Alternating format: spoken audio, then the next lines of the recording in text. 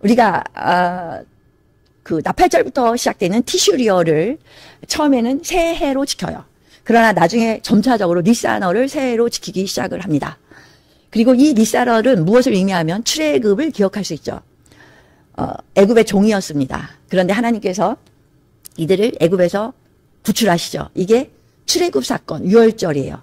이 유월절, 열째 날에, 그래서 이 열째 날에, 유월절을 지키는 열째 날에 무엇을 하냐면, 하나님 앞에 드려지기 원하는 양을 합당한 것으로 구별하여 선택합니다.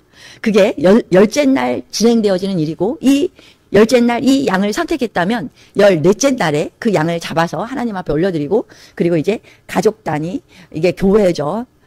대략 한 가정 10명을 기준으로 하여 그 한 마리를 축제 안에 나누죠. 그런데 여기에 열째 날에 그 유월절에 이들이 이 유월절을 지킨다라는 의미는 그들을 종되었던, 그리고 고통 가운데 있던, 멍해 가운데 있던 이들을 하나님이 출애굽한 그날, 하나님의 호의를 기억하는 구원의 날인 거예요.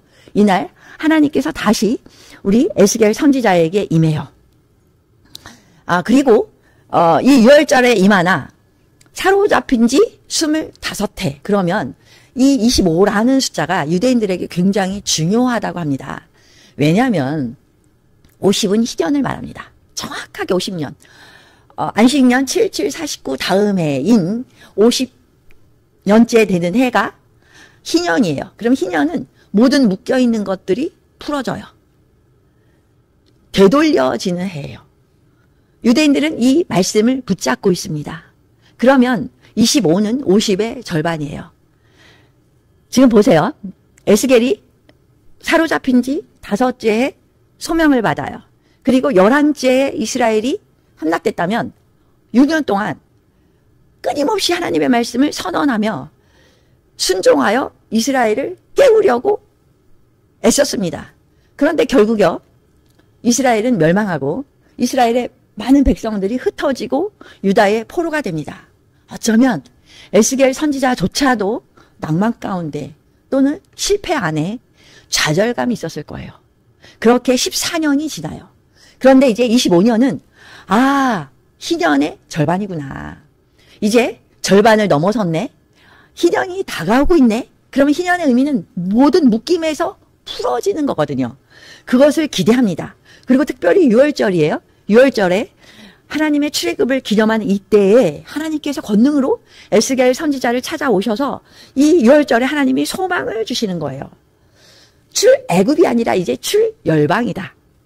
바벨론뿐만 아니라 디아스포라로 흩어져 있는 북이스라엘은 아시리아에 멸망되고 흩어졌지 않습니까? 그리고 그들이 전 세계의 요소에 흩뿌려지듯이 흩어졌어요. 그들을 회복할 것이다. 유월절에 그 출애굽기의 이 유월절은 애굽에서 끄집어내셨으나 해방시켰으나 이제 이들을 바벨론뿐만 아니라 열방에서 끄집어내어 회복하여 이들을 고토로 돌이키겠다라고 하나님께서 이들에게 소망을 주시는 거예요. 그리고 이 안에 들어있는 메시지는 영원한 하나님의 나라, 새하늘과 새 땅. 그래서 이 에스겔 40장부터 48장까지를 천년 왕국으로 그 계시록 또 종말에 대한 이것들을 강의하는 많은 분들이 천년 왕국의 예표로 40장부터 48장까지를 설명하여 풀이하기도 합니다. 이 13번째 보여주는 이 환상은 새 성전에 대한 환상이에요. 이것을 다시 말씀드리면 우리의 미래예요. 우리의 소망입니다. 내가 구속되었고요. 그리고 내가 아바의 성전이죠. 고린도전서 3장 16절에 있는 말씀처럼 우리는 하나님의 거룩한 성전이에요. 그러나 우리가 예수 그리스도를 믿음으로 죄가 우리와 멀다 하나 우리는 아직도 연약함 안에 또는 죄책감이 또한 실패와 절망 그리고 무엇보다 수치스러운 것은 나의 실수로 인하여 나의 부족함으로 인한 낙담 참 좌절하게 만듭니다. 근데 새 날이다. 내가 너에게 새 성전 하나님의 자녀로 성도로서 새롭게 너를 이끌 거야. 내가 이것을 완성케 할 거야 라는 소망으로 우리에게 지금 말씀하시는 거예요. 그래서 이 날이 새 일, 제가 처음에 기도하며 선포했던 것처럼 영광에서 퀀텀 글로리로, 은혜에서 은총으로 성장하고 성숙되는 이 기점, 돌파의 때임을 예수님의 이름으로 선포합니다. 그래서 이 믿음이, 이 현실을 뛰어넘는 이 믿음이, 이 신앙이 우리의 미래인 거예요. 내가 오늘 어떻게 준비하느냐, 어떻게 대가지불을 하느냐에 따라 우리의 10년이 달라져요. 나의 지금 수고가 10년 후의 나의 삶의 모든 사역적, 하늘의 신령한 복, 땅의 기름진 복까지 결정한다라는 것입니다. 그렇게 하나님의 영광이 에스겔에게 임해요. 그럼 하나님의 영광이 임했다면 여기에 이제 새 성전에 대하여 말씀하시니 이미 에스겔은 하나님의 성전이 된 거죠. 하나님의 영광이 임하셨으니 하나님의 임재를 의미하는 거죠. 여호와 영광이 내게 임하였으니 이게 하나님의 나라. 그렇다면 우리 한 분 한 분이 주님의 성령께서 우리 안에 거하시니 우리 한 분 한 분이 하나님의 임재의 처소로 영광의 운반자인 것입니다. 하나님의 이상 중에 나를 데리고 이스라엘 땅에 이르되 나를 매우 높은 산 위에 내려놓으시는데 거기에서 나무로 향하여 성읍 형상 같은 것이 있더라. 이제 하나님께서 에스겔 선지자에게 임하시고 눈을 열어 이 비전 안에 하나님이 환상을 보여주고 있는 거예요. 이상 중에 나를 데리고 이스라엘 땅에 이르러. 그래서 하나님의 손이 임하셔서 환상 가운데 에스겔 선지자를 이스라엘 땅에 이르러 나를 매우 높은 산 위에 내려놓으시는데 이렇게 말합니다. 여기서 말하는 높은 산은 하나님이 임하실 거예요. 이 새 하늘 새 땅, 하나님이 새롭게 보여주시는 이 새 성전에 이스라엘이 범죄합니다. 예루살렘이 성전에 계시던 아바의 영광, 임재가 떠나셨잖아요. 그래서 주님이 머무시죠. 떠나시면서 돌아서며 머물고 누군가 회개하나 그 한 사람을 찾기 위하여 주님이 마지막에 감난산에 머물기도 하시고 그렇게 떠나셨던 하나님의 영광이 바벨론의 그발강가에 있는 에스겔 선지자에게 보좌로 임하셨잖아요. 그 영광이. 근데 그 영광이 임하셨기 때문에 이곳이 높은 산이고 하나님의 위상이기 때문에 이스라엘의 산이 아주 높지 않으나 하나님이 이렇게 비유적으로 묘사하여 높은 산, 하나님의 시온산, 또한 하나님이 임하실 위상을 강조하기 위하여 높은 산에 에스겔을 내려놓으셨다라고 말씀하시는 거예요. 거기에서 나무로 향하여 성읍 형상 같은 것들이 있더라. 남쪽을 바라보면서 성읍 형상, 새 성전이 보이더라. 그런데 우리가 1절에도 보면 이스라엘 땅으로 가시되, 이제 에스겔을 데리고 하나님이 이 영안에 에스겔을 이스라엘 땅으로 이렇게 표현되어 있고, 또 2절에도 나를 데리고 이스라엘 땅에 이르러 이렇게 표현이 되어 있는데, 이것은 이제 번역을 이스라엘 땅으로 한 거고, 여기에 이스라엘은요, 원어가 샴입니다. 다시 말하면 샴마예요. 샴 또는 이제 발음에 따라 샴마 이렇게 읽기도 하는데, 이 샴이 어떤 의미냐면, 우리가 에스겔 가장 마지막 장인 48장 35절에 보면 하나님의 영이 거기 계시더라 할 때 여호와 샴마, 샴마 이렇게 말하죠. 이 샴마를 언어로 사용하였습니다. 그래서 이스라엘보다 거기, 데어, 영어의 데어, 거기, 이게 더 정확한 번역이고, 딱 이 성경을 번역한 사람이 새 성전 이스라엘인가 봐 라고 그냥 상식적으로 그분이 이것을 인식하여 이스라엘로 번역했으나, 하나님이 거하시는 거기, 날개비전센터 교회, 우리 한 분 한 분인 거기, 원래 원어는 그렇습니다. 그래서 이 단어가 우리에게 시사하는 것은 그 예루살렘의 그 성전, 틀린 번역은 아니나 그 성전일 수도 있으나 하나님이 거하시는 그 어느 곳으로 하나님이 이끄신다.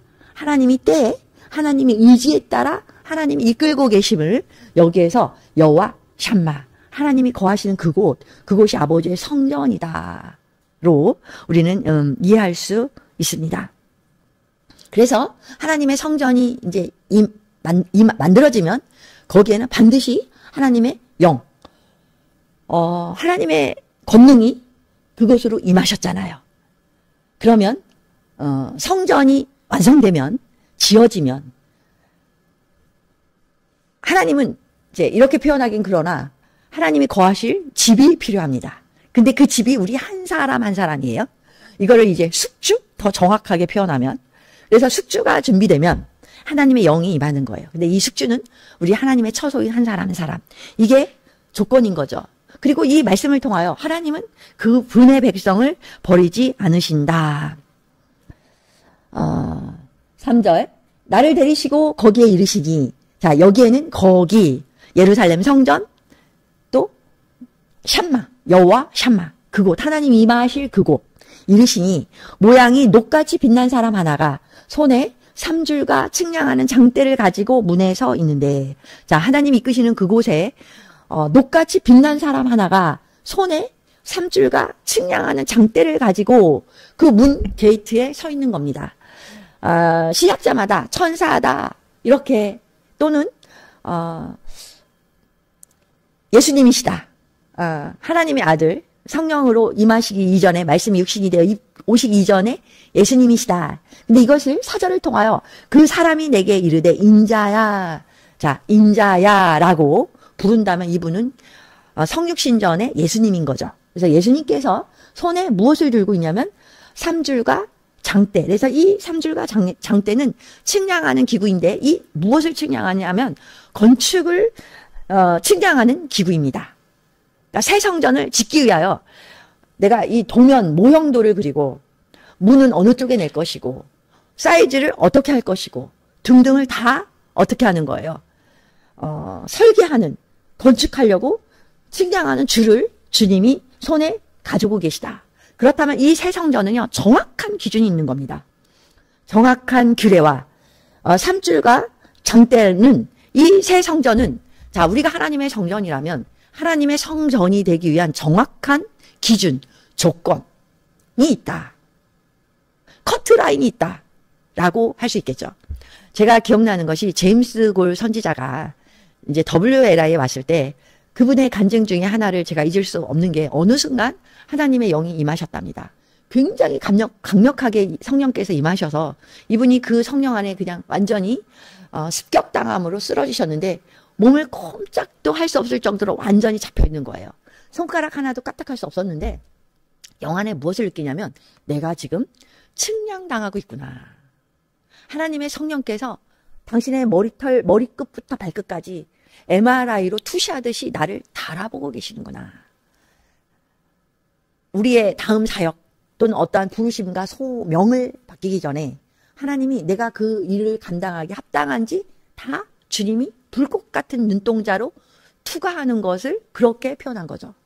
그리고 어느 순간, 아, 내가 합격이구나를 영 안에 알 수 있었다라고 고백을 하더라고요. 그런 것처럼 이 새 성전을 하나님이 보여주시나 측량의 기구는 정확한 기준, 우리가 새 성전이라면 새 성전으로서 정확하게 구비되는 규례와 법이 있다. 이것을 보여주겠다라고 말씀하는 겁니다.